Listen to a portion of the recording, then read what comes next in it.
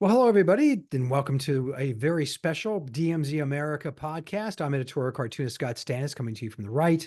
And I'm editorial cartoonist Ted Rall, coming to you from the left. And there's Clovis right there. So he's joining us as well. Looks like he's being strangled, the poor cat. Last week, we kind of teased that we were going to have a special guest, and we are. We're going to have Chase Olver, who is the Libertarian presidential candidate. And Ted and I have for, it's fair to say, decades, right, Ted? Talked about third-party candidates and their importance, and we wanted to give them voice. And so we reached out to the candidates, and Chase Olver is the first one to say yes. We hope others will too.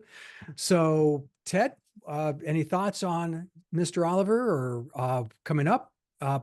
He is, if the name seems familiar to you, by the way, it's because he ran for the U.S. Senate in Georgia and was blamed. I love how the press puts this, was blamed for the runoff between Womack and Herschel Walker in the Georgia Senate race. Yeah, So, and of course, would be a better word. Yeah. well, no, people had a choice and they made their choices. It wasn't the choice the press thought they should have made, No. but that's Well, too damn bad. the press absolutely hates third parties.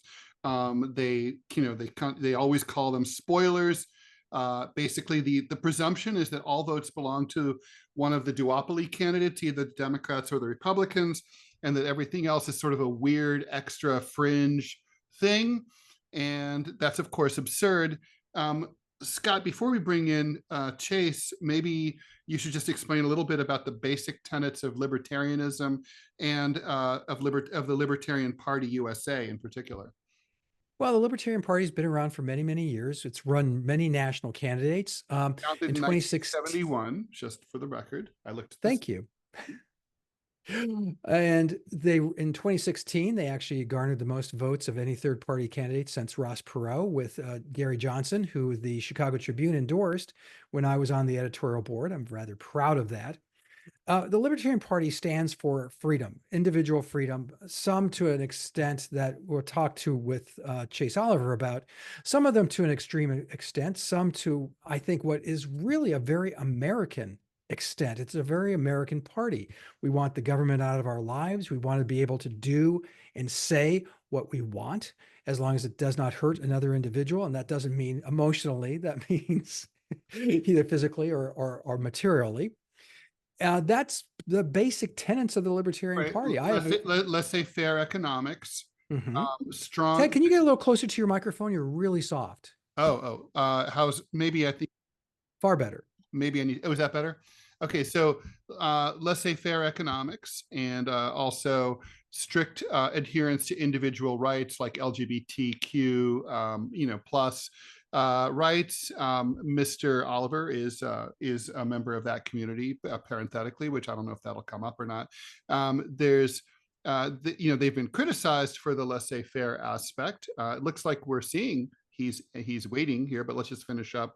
What Ben, and how close does the party itself adhere to libertarian principles, do you think? I mean, very, very. I mean, to its own detriment sometimes. It's in terms of its performance in elections and why it's had some, far down ticket successes, but up ticket. Gary Johnson should have done far better. He should have been in the debates, quite frankly, in 2016. But the Hillary Clinton campaign in particular went after him as a spoiler. He wasn't anything of the kind. It was just that we had two terrible candidates. Does that sound familiar? There is no such thing as a spoiler. There are choices. People can vote for choices. In the race between Coca-Cola and Pepsi, Dr. Pepper, 7-Up is not a spoiler. It's just it's not true. It's like in the race between GM and Ford, Tesla is not a spoiler. It is just another option. So let's bring in Mr. Chase. Let's bring it in. All right, here we go. 3, 2, 1. Okay. There he is. All right. Hello. Hello, Mr. Olver. There you are. Hey, doing great. Let me put myself in horizontal. Oh, look at you. Thank you for dressing up.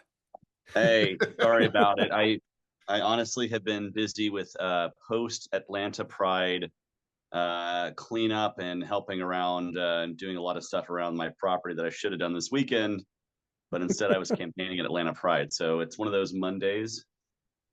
Let me ask you, I mean, that's an interesting, real right out of the chute, Pride and the gay community. I mean, not seemingly a hotbed for libertarian thought, but frankly, it strikes me that they should be. How did they respond to you, Chase Olver, being in the parade this year?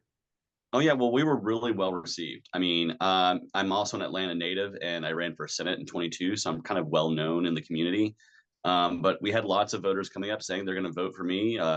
I spoke to some log cabin Republicans who said they felt that I was doing a better job of not just defending things like the Second Amendment, but also their civil liberties as LGBTQ people. And I spoke to some disaffected folks who said they would normally vote for a Democrat, but because of the pro-war stances of the Biden administration, in their words, they just can't bring themselves to vote for a Democrat. So we were getting a good reception from folks. We had one or two hecklers, and Really? you could. Yeah, Really? you could definitely tell that. Yeah, you could definitely tell they were Harris voters because they were literally having Harris signs in their hands. So no shade, man. They were voting for somebody different. I respect it. In fact, the greatest group of people you see out there. Shout out to this group called the Pansy Patrol. So what they do is they are a group of allies, mostly parents and friends of LGBTQ people, and they hold these giant flowers up, these giant wooden flowers in front of all the hate speech the pastors who are there who are trying to bum everybody out. So they hold these giant flowers in front of them and play very loud music in their direction to drown them out, which is a great way to kind of use free speech to combat, I guess, their free speech. And shout out to the Pansy Patrol. Ted Rall is probably, and I was not, and this is where you kind of got politically involved, Chase, is during the buildup to the Iraq invasion by George W. Bush. Being the only anti-war candidate running, I mean, really, I mean, I guess Jill Stein would be in that category. Yeah, as well. And Dr. Cornel West as well. Right, but I mean, I'm just kind of shocked that you haven't gotten more traction on this. I mean, Ted and I talk about this a lot. I work for the Chicago Tribune. I also work for the Dallas Morning News, mainstream media to their core, but they tend to ignore you. Now, I was on the editorial board of the Chicago Tribune back in 2016, and we endorsed Gary Johnson, which got us all sorts of grief. How dare you?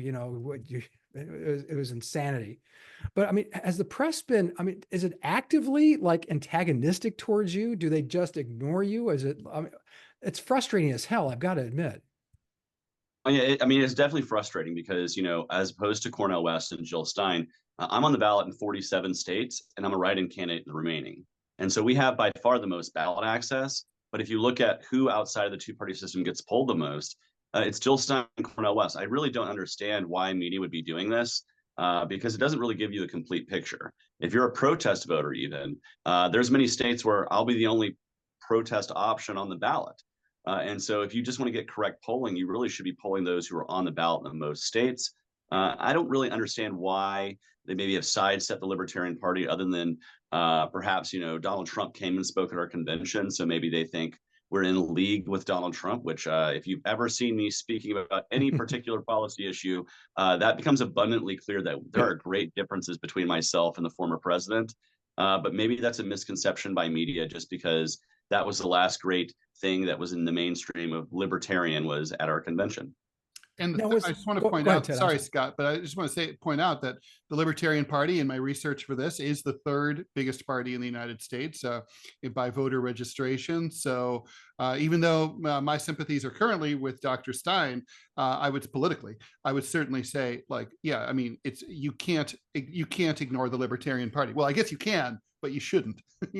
Well, you can try, and and the mainstream media does that, but actually, speaking of Dr. Jill Stein, me and her, and as well as Randall Terry of the Constitution Party, we're all going to be participating in the next presidential debate, which it seems like might be the final presidential debate because it doesn't look like Trump or Harris are going to get involved and get on the debate stage any further. And so that is on the 23rd of this month. It will be a little bit into early voting, but millions of Americans will still have yet to cast their ballots. And myself, Dr. Stein, and Randall Terry will get a chance to make our cases to the American voter, and hopefully millions of Americans get to see it and see the real alternative there. Because where will people there's definitely things to look at. Where will people be able to see that?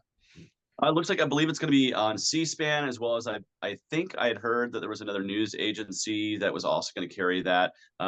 So the folks at freeandequal.org will have all the information there. And of course, it's going to be live streamed on a lot of platforms as well. And, really, it's going to, the greatest thing about Free and Equal is in their debates, they have looked very professional. They have looked top notch, just as great as, Trump or Kamala on stage. These are grade A productions. And so I think it's a great chance for the American people to really see what we would look like if we were allowed on the debate stage with Donald Trump and Kamala Harris, which I think would make things very interesting. We really need to have more than two choices on the debate stage. Could you imagine for a moment you with those two, or I was thinking back in 2016, even to have, Gary Johnson on the stage, which he was aiming towards until he was, swatted down by the powers that be. That must be do you ever see any overt attacks on yourself from either of the campaigns? Because I keep bringing 2016. I promise this will be the last time I'll mention it. But in 2016, the Hillary campaign clearly went after Governor Johnson and saw him as a real threat, saw Jill Stein as a real threat, had just vicious attacks behind the scenes on both those candidates. Are you feeling any of that? Are you witnessing any of that, given that the election allegedly, according to the polls, is so close? Oh, yes. I mean, we definitely get that certainly from the kind of I would say the worst part of the MAGA right is really keyed into me because they feel, I guess, that libertarians traditionally take more votes from Republicans. Mhm. It's also because I happen to challenge Donald Trump on his, what I would call a weak position on the Second Amendment. And a lot of other areas where I consider him to be less than worthy of being president, just to put it nicely. And I think a big area where I get attacked by this online MAGA right is particularly because I'm LGBTQ. I get the accusation of being called a groomer about 1 million times online, usually from faceless, anonymous bot profiles that just have MAGA, MAGA, MAGA written everywhere. And to me, this kind of lazy homophobia, transphobia that we're even seeing from like Ted Cruz in his most recent election ads speaks to kind of the laziness of the GOP and how desperate they kind of are. I really feel like they're spinning their tires. Donald Trump has been their nominee for 12 years now, essentially. And not 12 years, sorry, 8 years. Geez, it feels like 12 years. Yeah. And if he's president, it will be 12 years. But I think the act is getting old. Right. I think the excitement from 2016 Trump is not the same that we're seeing in 2024. And even like his rallies, just, what we saw in Coachella, leaving people stranded. So I think there is a lot of that hatred from the real MAGA, right? Like the real online folks. But in general, folks have been very respectful for the process. When you meet those voters face to face, you meet people who aren't going to vote for you, but very rarely do they get very nasty in your face. Chase, can you tell us, your main, I'd like to hear this about the Democrats too, but if you had to say like your 3 or so top critiques of the Republican Party from a policy standpoint in this cycle, what would they be? Well, there's the walking, they're talking the talk about fiscal restraint, but not walking that walk. I imagine, let's just predict this. If Kamala Harris happens to win and then they get a Republicans in the Congress, all of a sudden, every Republican is going to suddenly remember that they hate spending.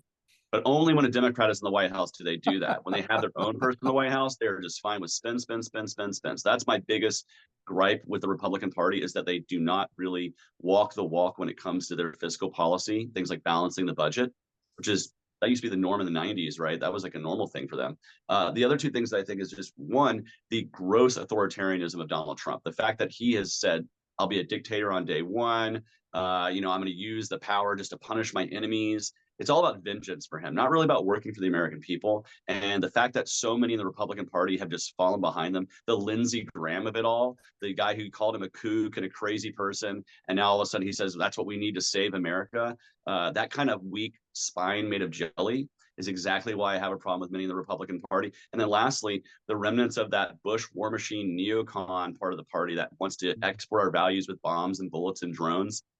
Cannot stand it. I have been opposed to that since before I was even a libertarian. And so maybe that's old hat for me. But those are probably the three policy areas or kind of personality areas that I really have a problem with the GOP. The Democrats, a lot of that is the same big spending ways, but that's nothing new. It's kind of to be expected. Secondly, it is the Democrats' insistence, again, of just we got to support wars around the world. They used to be the anti-war party and they've turned their backs. And then the weak-willedness of things like criminal justice reform that, that brings Democrat voters to the polls. But where have we ever seen a federal bill to end qualified immunity that's gotten anywhere past out of a committee in Congress, or about one that requires liability insurance for officers? So when they do wrong, it doesn't come out of the budget of other areas for the taxpayer, but it comes out of an insurance policy, or mandatory body cams. There's a lot of laws that we've passed for criminal justice reform that they drop the ball on. They expect those voters to show up and then they never do anything about it. Cannabis legalization, biggest part of that. Like, they have been dangling legalizing cannabis federally in front of the voters for 4 years now. And I think voters are tired of that. Chase, what would be your policy vis-a-vis America's current involvement in the biggest high-profile foreign conflicts, Israel versus Hamas in Gaza and Lebanon, and of course Hezbollah, and also the Russo-Ukrainian conflict? Yeah, I'll start with that second part first, and then we'll go in reverse there. So Russia and Ukraine, I think right now we have already given billions and billions of dollars of military aid directly from the United States to Ukraine. I think if there's going to be a military aid solution there, that needs to be coming from Western Europe taking the lead. We need to shift our policy towards what can we do to reduce the number of people who are being killed in this war, who are innocent victims, and what can we do to weaken the Russian resolve to push them back across their border. Two things you can do. One, immediately allow folks to sponsor refugee status for as many Ukrainians as possible to get innocent people out of the war zone until the war is over, and then allow them to come back and resettle. Second, you offer amnesty to any member of the Russian military who's been conscripted to fight, who doesn't want to go fight and die in the woods in Ukraine, who would rather live a life in the United States where they have a possibility of, like, a future that doesn't involve living under Vladimir Putin. I think you would see a lot of people weakening their resolve to kill Ukrainians and pushing their front lines back across the border to Russia. And I think once that happens, once you see the main front line of Russia get back over on their side of the border, that's when you're going to see Vladimir Putin all of a sudden being very interested in suing for peace. But I think continuing this stalemate policy is not in the best interest. And again, if there's a military aid portion of that, Western Europe needs to start picking up the lead. We can't be continuing to do that. As far as Israel and Gaza, we cannot turn back the time and say, here's what we should have told Israel on October the 8th. But what we can say right now is expanding this conflict the way it has been has created 1 million displaced Lebanese, is inflaming tensions in the Arab world. And much of that is because Israel right now knows that whatever they do, they have the full support of the United States. And we need to signify there needs to be some red lines that have to be drawn, that Israel has to change the way they are addressing the violence that has happened. I respect their right to respond to October 7th, 2024, or 2023 rather. But if you look at it in October of 2024, we've seen way too many innocent people killed, billions of dollars of infrastructure destroyed in Gaza, and we're still nowhere closer to peace than we were. I want to see a ceasefire. I want to see hostages released, and that needs to be the focus of the Netanyahu government, not spreading this conflict further outward. And I recognize that, we are in a part of the world where governments communicate by launching rockets at each other. And that is to the detriment of the people who unfortunately have to live under these governments that are doing that. Would you consider not selling arms or giving arms to Israel? Absolutely. I think that needs to be part of the condition that, certainly if they're going to continue this behavior, that needs to cease immediately. But over time, as a libertarian, I think we need to remove ourselves from being the world's military arms dealer altogether. But certainly if the war is going to continue in this way, we need to be, flexing our muscle and saying, listen, you cannot push ourselves into a regional conflict that could very easily become a world war. Yeah, we were talking about this a few months ago. If you recall, a U.S. serviceman was killed in the country of Niger in Africa. And all of us in the United States, first off, had to go, where's Niger? And the second question was, what in the name of everything that is holy was an American serviceman doing in Niger? This is what I talk about. When I tell people I want to drastically reduce Pentagon spending, and they go, what are you going to do? Well, maybe not have soldiers in Niger. That would be the first thing we could cut, right? I also tell folks on the left, hey, if you want to address greenhouse gases, best way to do that is cut down on what the Pentagon does. They're the largest emitter of carbon in the United States. The single largest emitter of carbon is the United States military. So if you're serious about climate change, you have to be wanting to reduce what the Pentagon does around the world. And that does reduce base infrastructure and the amount of carbon they put in the air with having these bases all over. Chase, the number one issue voters say right now is the economy, and I think specifically high prices, right? The rent is too damn high. People are feeling serious sticker shock, me included, when we go to the grocery store. What would a social safety net program system look like, if any, under an Olver administration? Well, first I want to say I also feel that pinch when I go to the grocery store. Maybe unlike my opponents, I actually go to the grocery store still and see the price on the shelves. You don't have people? I don't have people to do that for me. No, I don't. Still drive my own car too. I do all that stuff, all that boring, pedantic, normie stuff. But no, so I feel that pinch too. Like, and I want to address that by cutting spending, because I think that when we print trillions of dollars out of thin air each year, it drives inflation up because it devalues the dollar. There's also some supply chain issues that we could remove some burdensome regulation. I worked in maritime trade for a while. I know exactly how difficult it can be to get a container from A to B sometimes. So there's supply chain issues we could fix as well. But really, the main driver is inflation. Now, social safety net. This is a big thing that I think I want to get across to people on the left, right, and center of the spectrum. Libertarians, just because we don't want government to do it doesn't mean we don't want it done. Just because we think that the social safety net being put through the prism of a centrally planned government is inefficient and it's a bad way to use resources doesn't mean we don't want to help folks. Yes, in the ideal libertarian ideal, that would be completely privatized in terms of nonprofits, NGOs, and charity organizations to be able to help those who are in need, who can better allocate resources on the ground. But recognizing where we're at, that is a far way off. We have to remove ourselves from being so entrenched into these kind of social welfare programs. But if I can get anything across to people, it's not that I want to throw grandma off the cliff. It's just that I think it's far easier to see grandma fall off the cliff when it's the government minding her and not independent organizations and community organizations providing direct and mutual aid. And that would be the ideal, is a network of direct and mutual aid organizations that can aid those who are in need of care, particularly those who are on the lowest rungs of our economic ladder. But pending that kind of ideal, would an Olver administration be willing to keep things like Social Security and welfare and Medicare and things like that? Well, my plan for Social Security is to allow it to stay in place for people like my parents and people's parents and grandparents who are already living on those benefits or are near retirement and who expect to live on those benefits. But for younger workers like myself, we can continue to paying into a system that will be essentially bankrupt by the time I'm retiring anyway. And so my plan is to allow younger workers to keep their employee contribution, to no longer contribute to the trust while their employer still does, to allow the system to stay solvent for those who are at or near retirement. In the meantime, you transition ourselves where we can start saving to mutual accounts, IRAs, things that will actually provide greater return on our investment. If you just threw your money into the S&P 500, you would get better return than what Social Security provides you. And so this is about moving ourselves away from this program and letting this current generation be really the last generation that has to rely on the inefficient program of Social Security. And so no, in the ideal, I would remove that program, keeping it in place for like my parents, because raise your hand if you're a millennial who can take care of your parents all of a sudden if they have no Social Security.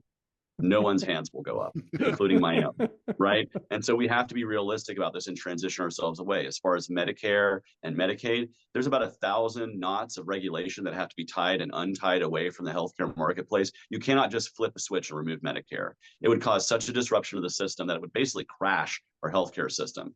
It's because it's kind of how tied up to healthcare that Medicare has become. So I would seek to deregulate and remove Medicare as much as possible, reduce spending in Medicare as much as possible, and transition ourselves in the long term towards a free market healthcare system. What would a President Olver do about governing without a libertarian majority in either house of Congress? We saw the problems that Governor Jesse Ventura faced as governor of Minnesota, where he didn't have a legislature to work with, or even a minority party in the legislature to work with.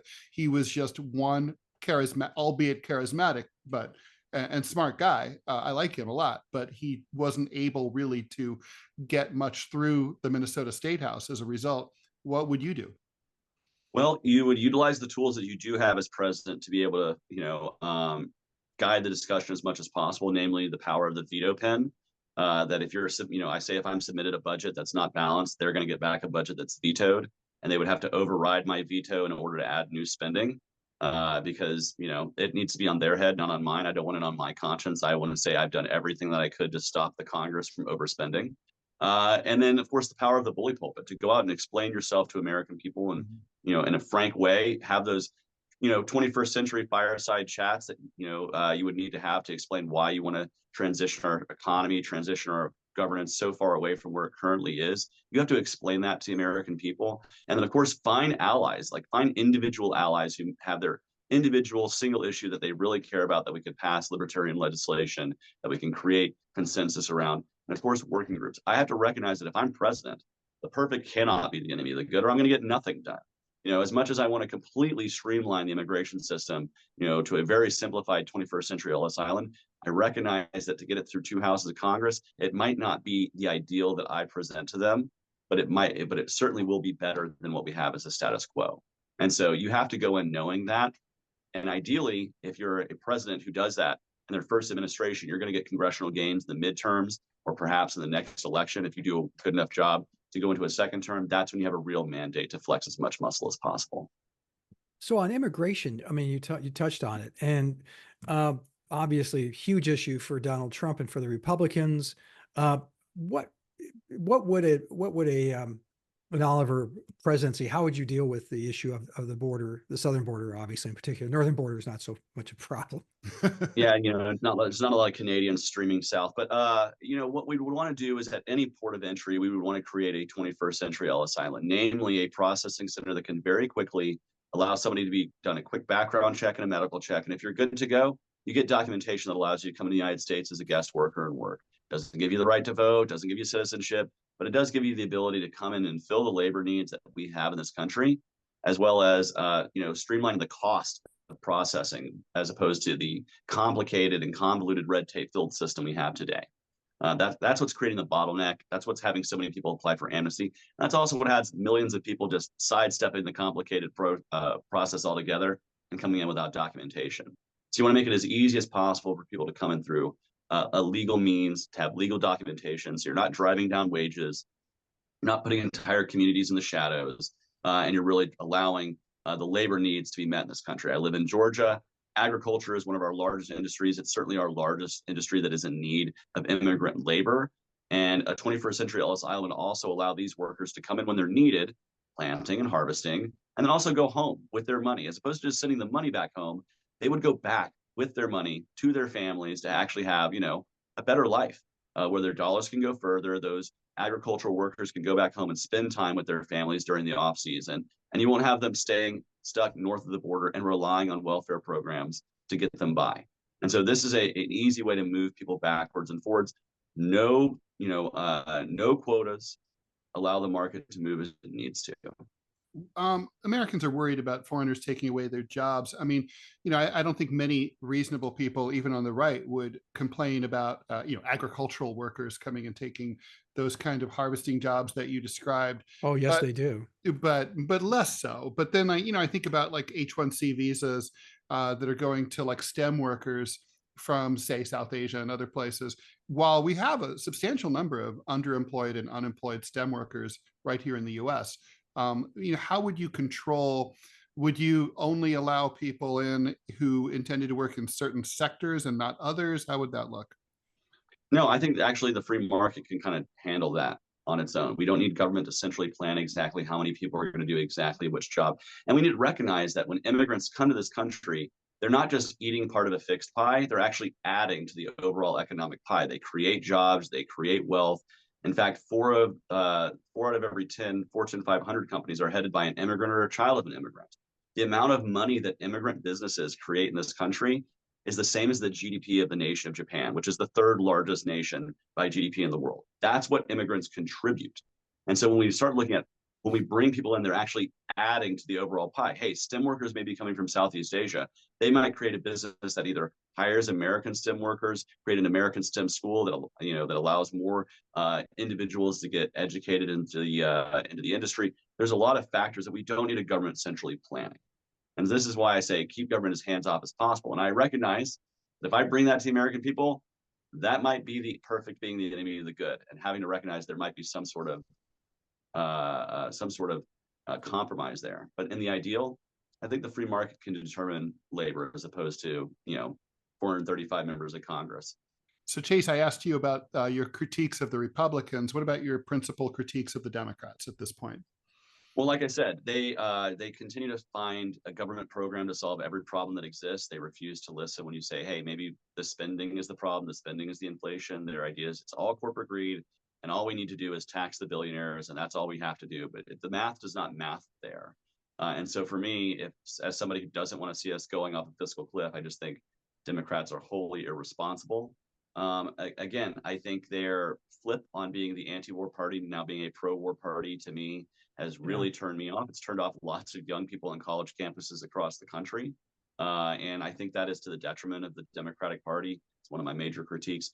And then, for me, I just see it as they are part of a false political binary, and they do everything they can to keep that down. They are the party that is right now running on preserving democracy, but has sued to try to get Jill Stein and Cornel West and other people they deem as a threat removed from the ballot.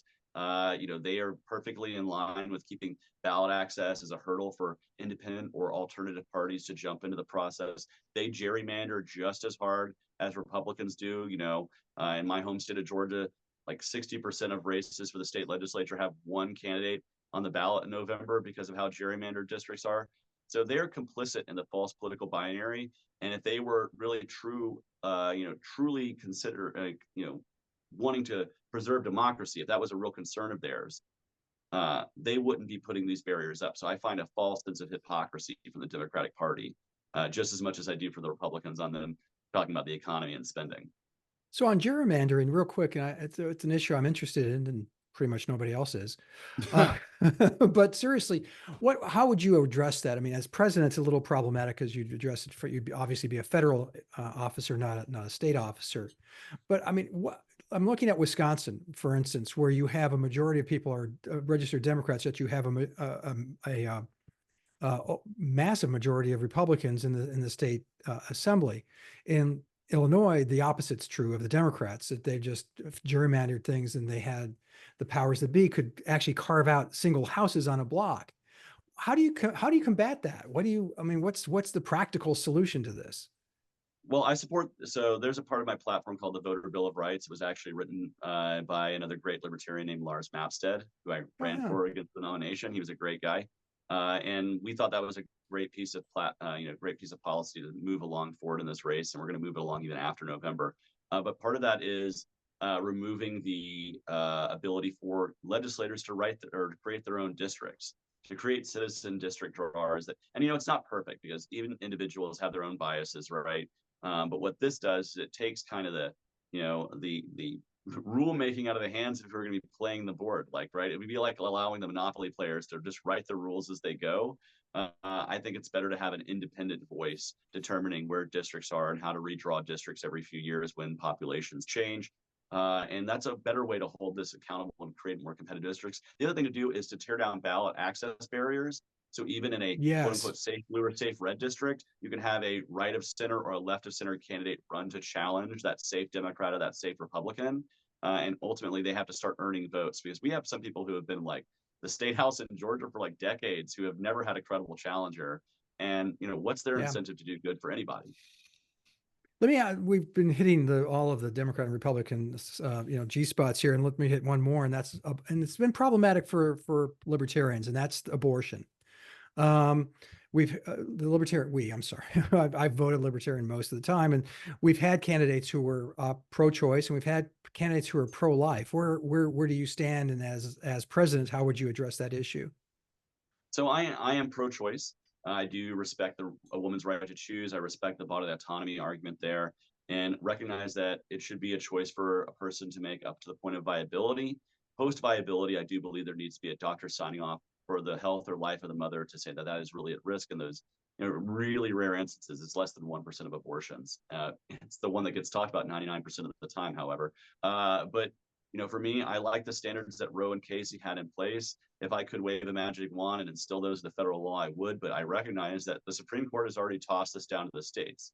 And so while I think that federally abortion should be totally legal for everybody, it's going to be the voters in states across the country that are going to really ultimately have to determine that, because of the way the Supreme Court has ruled. on the Dobbs decision. And As so, president, if I though, were- would you push for a federal right to abortion? if it got on my desk, I would sign it, and then I would see what the Supreme Court would have to say upon challenging that. I recognize that if I were to sign that law, it would be challenged immediately. But I think principally, the right to bodily autonomy should be a federal right, and the right to privacy, in particular medical privacy, should be one that's enjoyed by everyone, male or female, man or woman, across the country. Okay, well, Chase, listen, thank you so much. You've given us joining us on our podcast, and Godspeed, man, because we're 100% in favor of your running. I'm not sure that Totally. 100% of DMZ America is going to vote for you, but I no, know but 50% I'm will. very, I've always been favorably, a lot of us on the left have always had a lot of common ground in the Venn diagram with libertarianism. So, there's a lot to like. So thank you so much for coming on. It's not just left versus right. There's a whole Yeah. spectrum of authoritarianism and libertarianism to kind of go with. And, Yeah. There's a lot of people in that, left libertarianism space that I think could find, a home in the Libertarian Party just as much as those right libertarians. So I encourage anybody across the left-right spectrum, check it out. And I'd love to earn your vote this November. All right. Thanks so much, Chase. Really Thank you appreciate so much. it. Take care. Bye, Chase. All right. So let's see. You guys have a good one. All right. You too. You too. Hey, thanks again. Really you- appreciate it. We'll stay on a You guys little are bit. great. Thank Would love you. Would love to talk after November. Let's do it. Oh, that'd be All right. great. It's a date. Let's do it. All right. Awesome. Absolutely. Bye. All right. Let's see if I can. Okay, good. Okay. All right, cool. I mean, I think it's useful to have a post wrap for an interview like that. So what did you think? He's an impressive guy. I you know what? I mean, I got to be honest with you, Ted. I mean, I've looked for his press and the press. It's like he doesn't exist. It's like he's running for president of Mars. I know that's true. And there's more first off- discussion. I mean, it says a lot that there's more. You will find more about Jill Stein, albeit mainly about how evil she is for stealing votes away from Harris, than you will about Chase Olver. I mean, there's just nothing in there. And I didn't mention this in the intro, but there's a group, and this is the Tall Weeds. But if you listen to our podcast, you're interested in the Tall Weeds. So briefly, the Libertarian convention was really a mess. Olver had actually won the primaries, the few primaries that were in the nation, but the Mises caucus, which was really kind of a shadow MAGA element in the Libertarian Party, who had actually invited Donald Trump to come and speak. And I think Donald Trump showed up expecting to get their nomination. But in point of fact, he was booed off the stage because the hall was full of good libertarians who look at this guy and think that there's nothing libertarian about him. The Mises caucus is angry. They're being very antagonistic towards Chase Olver. What is that? Is that an acronym or something? Or what is Mises? It's named after von Mises, one of the founders of the Austrian School of Economics. Okay. So yes, it's a lilting lovely language. the Mises caucus. Got it. But that's what happened at the convention. That's why, I mean, he's been having to fight that. And in some of his statements, so he's got a civil war within his own party. In a way, but he prevailed. Quashed it. He obviously prevailed. And I'm impressed. I gotta be honest. Yeah, he was with good. you. I can see voting for this guy and thinking, okay, we have two other choices. Well, I would vote for him over Kamala Harris for sure. Trump is not even a consideration for me. But I mean, think about this. He just went on. He just did a podcast. God bless him, with two cartoonists. Yeah. I mean, and was like, could you imagine Kamala Harris? Could you imagine no script? She'd be screwed. All I would do. She could never. And we would have been absolutely as polite with her, and we would be if her campaign had the balls, is the word to come up with, or ovaries or whatever, to show up on our podcast. But the point is, we would be super polite, as we were with Chase, because we are polite people. But that said, we would have real questions and we would expect real answers to them. We didn't have to put Chase on the spot because he'd answered our questions in a very direct and forthright way. Yes. There was, people call what Kamala Harris says, the way she talks, word salad. That's not quite accurate. That's what Biden and Trump do, is word salad. What she does is blather. She just runs out the clock, like a drunken college student, on a hard deadline, trying to fill up 750 words, make the margins big. Can I get away with, will the teacher know it's 2.5 lines per, as opposed to 2 lines? Use the biggest possible font. So, that he doesn't do that. He answered the questions. He obviously was knowledgeable. He can speak on a granular level as well as on a bird's eye level. These are traits that you would look for. And he's a young man. He's 39 years old. And I want to throw out, just for our listeners, real quick, when I set this up and I was the point man, they responded to my email and I set this up. There were no conditions. I didn't tell him what we'd ask him about or what the questions would be. He was actually good. Nothing was off limits. Nothing was off limits. The only thing I asked them was, could you send me a bio and how do we address him? And they said, Chase is fine. So that's what we did. I just want to, if anyone thinks that we set this up or I set this up as some kind of, Kamala Harris on any of the network's interviews, that's not what happened. He had no idea. And he was very, well, we wouldn't do that. He also smiled and laughed and was actually listening to what people were saying and was, lucid in his conversation. This was great. Yeah, it was a really good interview. I didn't know what to expect at all. I tend to be favorably disposed to people. And so he did not disappoint me at all. If we do a repeat, I would definitely, after the election, like he promised, I would like to ask him, sort of about the big critique of libertarianism, which is, well, who paves the roads, right? Those are legitimate. They do have answers. The garbage, and I'm sure they have answers for that. They do. That's what's nice about them. But some libertarians can be, what's the word I'm looking for? Nuts, quite frankly, and they can be over the top and conspiracy theories and just for individual rights to a degree that would make both you and I cringe. This is not that guy. This is someone who I could see. Well, he's not a purist at all, right? He talked a lot about how, until you could get to it reminded me a lot of discussions within Marxism, right? Like, you build towards socialism, but you have to transition from capitalism. In fact, you couldn't have socialism without capitalism first. Sorry, Mao Zedong, but that's sort of that's the Western version. Yeah. And like and he was kind of saying some stuff that was analogous, that you would not be able, you would build toward pure libertarianism, but you wouldn't, until you got there, for example, Social Security would have to be maintained for older people, because otherwise, there would be no way to take care of them. So he sounded very practical and kind of moderate in that way. Like I would say the intellectual lodestar of modern libertarianism in our lifetimes has been Ron Paul. He's been the highest profile libertarian figure of the last 50 years. And, he was not a nut by any means, but he definitely came across as more doctrinaire than someone like Chase Oliver. Yeah, I think, Gary Johnson, when he ran in 2016, I never got the sense that he was doctrinaire, that he was just, felt shrinking the federal government. And plus he ran with Bill Weld, who I was, about as liberal Republican as a Republican can get.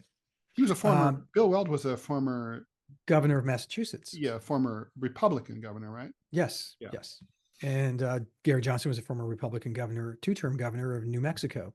I wish Chase had more experience. I know you and I actually had this discussion last night or this morning about how what does experience, just because your resume says one thing doesn't mean you can do another. A resume is not experience. A resume is only resume.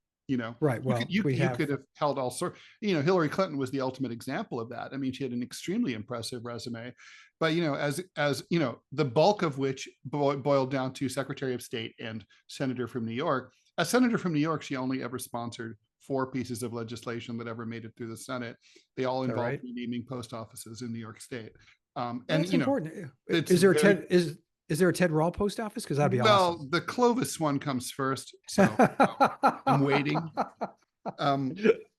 But it mainly involves the shipping for Petco, But there's but basically there's, and then as Secretary of State, her big achievement was, it was kind of like, well, where's your big Middle East peace agreement? Oh, where's the new alliance that the United States formed with XYZ country? So like, what did you accomplish? And she literally was like, no one has traveled more than me. And I'm like, yes, congratulations, you have a lot of frequent flyer miles. Yeah, that was her. That's not an accomplishment. It's like you can't really buy an election. These lists of accomplishments that go around, mostly it's Democrats who do it. I don't really see Republicans do it as much, but on the internet, like for example, for Kamala Harris, it's like, oh, she cast X number of tie-breaking votes in the Senate. I'm like, that's not an accomplishment.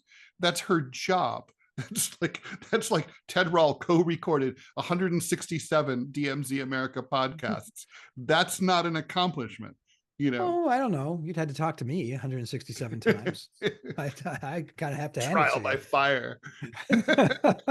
No, this was trying to find press, trying to find interviews that are something other than curse, that are just shallow, that were in-depth interviews, nothing really. He's been on CNN, he's been on the major, but once. And I bet, and I'm going to look at them, but I'm really curious now that you mention it, but I bet, were they as stupid as I would imagine? Yeah, almost as stupid as ours, but I mean, no, I'm sure they were stupider. I'm sure it was like, he had to be asked. Yeah, they are. Like, you're a spoiler, aren't you? Why should it? You're not going to win. What's the point? Why do you want Donald Trump to be president again? I'm sure I'll bet you my grandchild that question was asked at least half a dozen times in different venues. Yeah, those are so stupid questions. He's not. Questions. So we can't wait to have Jill Stein on. We can't wait to have Cornel West on. If you're listening, or if you have any influence. Oh, and by the way, for people, the spoiler question, I just want to point out something I wrote about, and I mentioned it in a column a couple of weeks ago, but I think it's fascinating and worth repeating. So Nate Silver and two other ballot statistical experts conducted a statistical analysis of what are the chances of one vote changing the results of an American presidential election.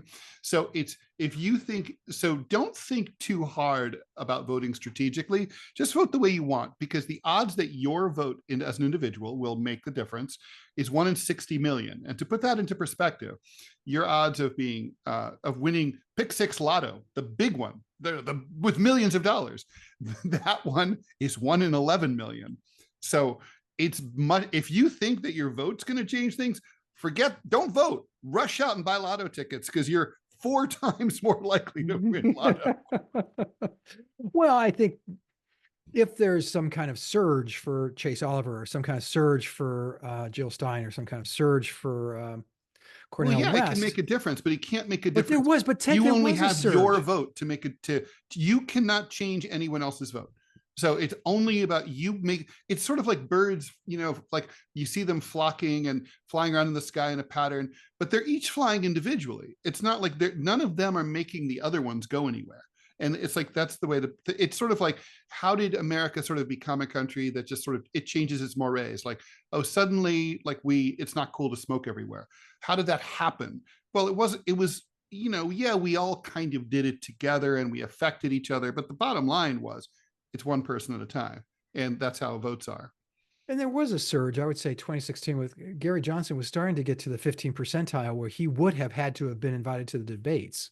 Mm-hmm. And the Hillary campaign put the kibosh on that. I mean, they were. Well, by the way, we didn't have time to get into this, but both Jill Stein of the Greens and Gary Johnson of the Libertarians, they definitely marked a sort of a spike in 2016, but 2020 voter turnout for third parties was radically depressed. I don't remember the statistical, I saw the chart. What do you attribute that to? It's a big plunge in 2020 for both Gary Johnson and for Howie Hawkins of the Greens. And I did initially attribute it to Howie Hawkins just didn't have the same riz as Jill Stein, but he only got 0.2% of the vote. It's absolutely catastrophic. Yeah, the Libertarian whose name I forget, it was a woman whose name I forget, and she performed pretty much the same way. And I think I attribute that to like fear of it. It was the fear of Trump. It was anti-Trump voting, and it was like, don't, the fear of the spoiler and all that stuff. So they're trying to work that angle again this time. I don't think it's going to, I mean, obviously it has resonance, but I don't think it'll work as effectively as it did last time. It's just, it's sort of like, you can only cry wolf so many times, and people, they just get tired. And also, I mean, it's not as much, there's a big difference between the emergency of like, oh, let's get rid of Donald Trump, the sitting president, as opposed to let's avoid the restoration of Donald Trump. Somehow he doesn't seem as scary now. I mean, you could say he should, but he just doesn't. No, that has been interesting to me. It's also been interesting to me is to see that Black men and Latino men are well, there's a inching. There is a huge, oh my God, I read with, and we should go after this, but I would love to get your take on this. I read with great interest that Kamala Harris has just announced a 1 million forgivable loans. In other words, a loan that you would never have to pay back, like sort of like those COVID loans. So she's just announced this. It would be up to $20,000. Only, it's called an opportunity agenda. It's only for Black men. Pandering much?